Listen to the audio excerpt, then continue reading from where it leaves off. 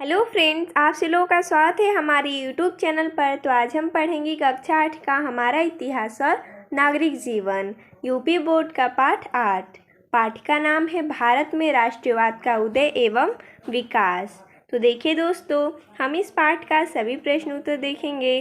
जैसा कि प्रश्न 1 है बहुविकल्पीय प्रश्न दिया गया है, कांग्रेस का प्रथम अधिवेशन हुआ। विकल्प है 1885 ईस्वी में, 1880 में, 1886 में, 1890 में। तो इसका सही विकल्प हो जाएगा विकल्प क, यानी कि 1885 में। अगला है प्रश्न 2, वंदे मातरम गीत के रचयिता हैं। विकल्प है बाल गंगाधर तिलक, बंकिम चंद्र चटर्जी, लाला लाजपत राय या गोपाल कृष्ण गोखले। तो इसका सही विकल्प हो जाएगा विकल्प ख, यानी कि बंकिम चंद्र चटर्जी। अगला प्रश्न है अति लघु उत्तरीय प्रश्न नंबर 1 है, भारतीय राष्ट्रीय कांग्रेस की स्थापना में अग्रणी भूमिका किस अधिकारी की रही। इसका उत्तर हो जाएगा भारतीय राष्ट्रीय कांग्रेस की स्थापना में अग्रणी भूमिका श्री एलेन ऑक्टेवियन ह्यूम नामक अवकाश प्राप्त अधिकारी की रही। अगला प्रश्न है 2 नंबर, स्वराज्य हमारा जन्मसिद्ध अधिकार है, इसे हम लेकर रहेंगे। किसका कथन है? तो हमें बताना है कि ये किसका कथन है। तो इसका उत्तर हो जाएगा यह कथन लोकमान्य बाल गंगाधर तिलक का है। अगला प्रश्न है 3 नंबर, भारतीय मुस्लिम लीग की स्थापना किस सन में हुई। इसका उत्तर हो जाएगा भारतीय मुस्लिम लीग की स्थापना सन 1906 ईस्वी में हुई। अगला प्रश्न है 3 नंबर, लघु उत्तरीय प्रश्न नंबर 1 है, कांग्रेस के प्रथम अधिवेशन में घोषित किए गए उद्देश्य लिखिए। जैसा कि हमने यहाँ पर लिखा है, पहला, देश के विभिन्न भागों के राजनीतिक एवं सामाजिक नेताओं को एकजुट करना।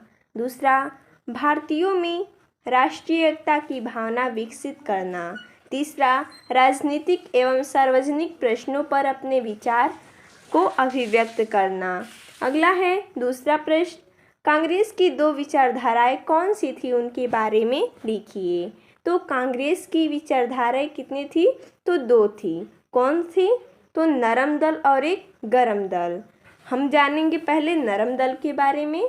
कांग्रेस के वे नेता जो शांतिपूर्ण तथा वैधानिक ढंग से देश की आवश्यकताओं को पूरा कराना चाहते थे, उदारवादी कहलाए। उनका विश्वास था कि अगर जनमत को उभारा जाए और प्रार्थना पत्रों, सभाओं, प्रस्तावों तथा भाषणों के द्वारा जनता की मांग को शासन तक पहुंचाया जाए तो वे धीरे धीरे एक एक करके हमारी मांगों को पूरा कर देंगे।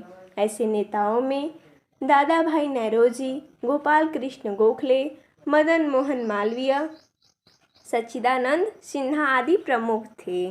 और दूसरा है गरम दल। 19वीं सदी के अंतिम वर्षों में राष्ट्रीय आंदोलन में एक नई विचारधारा का उदय हुआ। बाल गंगाधर तिलक, लाला लाजपत राय और विपिन चंद्र पाल गरम विचारधारा के थे। उनका मानना था कि अंग्रेज सरकार से केवल अनुनय विनय करके भारतीय अपने अधिकारों को नहीं प्राप्त कर सकती हैं। इनकी मान्यता थी कि वे उग्र विरोध के बिना हमारी मांगें पूरी नहीं करेंगे। लोकमान्य तिलक ने स्वराज्य हमारा जन्मसिद्ध अधिकार है, इसे हम लेकर रहेंगे का नारा देकर जनता में देश प्रेम की भावना भर दी।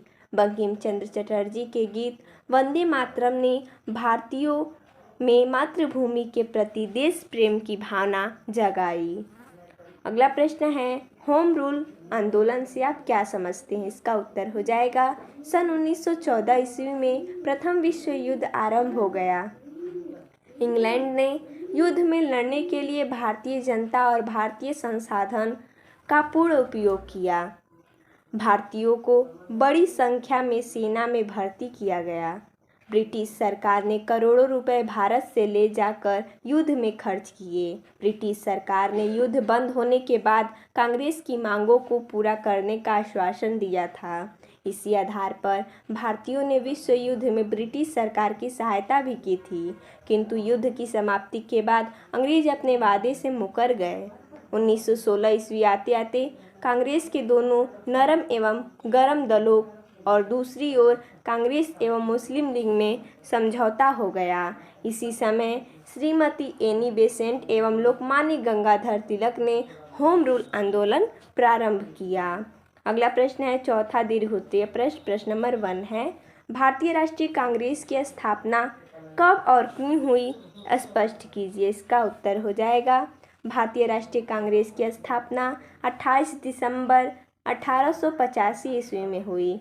अंग्रेजी सरकार से उत्पीड़न तथा आर्थिक शोषण से अपनी तत्कालीन दुर्दशा को सुधारने के लिए भारतवासियों ने अनेक प्रयत्न किए, किंतु उनकी दशा ज्यों की त्यों बनी रही। आखिर तंग आकर मध्य वर्ग के प्रबुद्ध लोगों ने तत्कालीन दुर्दशा के खिलाफ आवाज उठाई। उदाहरण के लिए राजा राम मोहन राय ने लोगों को राजनैतिक अधिकार और सुविधाएं तथा प्रेस को स्वतंत्रता प्रदान करने की मांग की, लेकिन ब्रिटिश सरकार ने उनकी एक न सुनी। अतः लोगों ने अपने अपने क्षेत्रों में विभिन्न संस्थानों का निर्माण किया, जैसे बंगाल में land holders society, British India society, Indian association, Maharashtra में सार्वजनिक सभा तथा चेन्नई में महाजन सभा। वैसे इन संस्थाओं ने अच्छा काम किया, परंतु इससे स्थिति में कोई सुधार नहीं हुआ। अंततः विवश होकर भारतीय नेता अपनी समस्याओं के हल के लिए राष्ट्रीय स्तर पर कोई संस्था बनाने की बात सोचने लगे। उनकी इस मनःस्थिति को ए.ओ. ह्यूम नामक एक अंग्रेज ने पहचाना और उनकी भावनाओं को मूर्त रूप देने के लिए अपने प्रयत्न शुरू कर दिए। उसने विभिन्न भारतीय नेताओं से विचार विमर्श किया और अंत में 28 दिसंबर 1885 ईस्वी को देश के विभिन्न भागों से आए हुए 73% व्यक्तियों के सहयोग से भारतीय राष्ट्रीय कांग्रेस का जन्म हुआ। तो देखिए दोस्तों, इसमें इतना ही प्रश्न दिया था। तो मिलते हैं, तब तक के लिए धन्यवाद दोस्तों।